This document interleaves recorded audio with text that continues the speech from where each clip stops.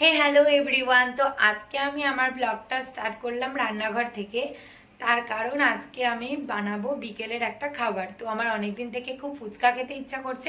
তো আজকে আমি বাড়িতে ফুচকা বানানো ট্রাই করে দেখবো যে কিরকম হয়। তো চলো লেটস গো, ট্রাই করা যাক। তো প্রথমে আমি পরিমাণ মতো সুজি নিলাম আর তার মধ্যে আমি দিয়ে দিলাম কিছুটা জল, আর জল দিয়ে সুজিটাকে 5 থেকে 10 মিনিটের জন্য ভালো করে ভিজিয়ে রাখতে হবে। আর একদিকে আমি নিয়ে নিয়েছি আটা, আর আটার পরিমাণটা কিন্তু যেই পরিমাণে সুজি নেবে তার থেকে আটার পরিমাণটা বেশি থাকতে হবে। দেন আমি এর মধ্যে দিয়ে দিলাম বেকিং পাউডার, আর এর মধ্যে যদি খাবার সোডা দেওয়া হয় তাহলে আরও বেশি ভালো হয়, কিন্তু আমার কাছে ছিল না তাই আমি বেকিং পাউডারটা দিয়েছি। দেন কিন্তু এর মধ্যে ভিজিয়ে রাখা সুজিটা দিয়ে ভালো করে একটু মেখে নিতে হবে। আর তারপরে এর মধ্যে পরিমাণ মতো অল্প অল্প করে জল দিয়ে দিতে হবে এবং দিয়ে দিয়ে এটাকে মাখতে থাকতে হবে। আর ডোটা যাতে খুব বেশি শক্ত না হয়ে যায় সেদিকে অবশ্যই খেয়াল রাখতে হবে। তো মিডিয়াম করে এটাকে ভালো করে মেখে নিতে হবে এবং 10 থেকে 15 মিনিটের মতো একটা ভেজা ন্যাকড়া দিয়ে ডোটাকে চাপা দিয়ে রাখতে হবে। এরপর আমি আলু মাখার জন্য কিছুটা আলু নিয়ে তার মধ্যে লবণ দিয়ে সেটাকে গ্যাসে সিদ্ধ করতে বসিয়ে দিয়েছি। এবং আরেকদিকে আমি পেঁয়াজ কুচি, লঙ্কা কুচি আর 1 কোয়া গন্ধরাজ লেবু কেটে নিয়েছিলাম।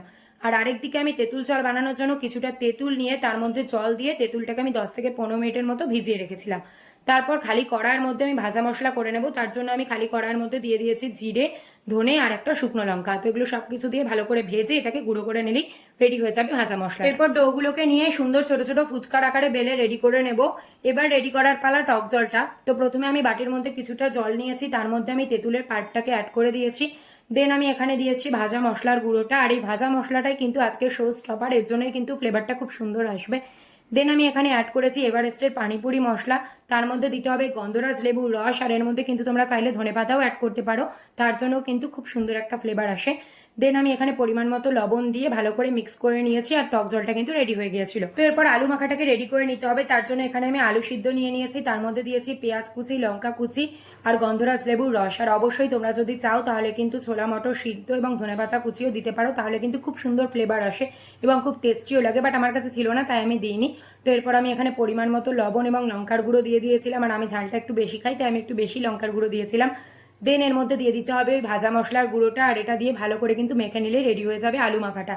আর এই আলু মাখাটা খেতে না দোকানের থেকেও বেশি টেস্টি হয়েছিল, তোমরা জাস্ট একবার ট্রাই করে দেখো। তো এবার আমি একদম ফাইনাল প্রসেসে যাব, আর তার জন্য আমি কড়াইয়ের মধ্যে কিছুটা সাদা তেল গরম করে নিয়ে তার মধ্যে একে একে ফুচকাগুলোকে সুন্দর করে ভেজে নিয়েছিলাম।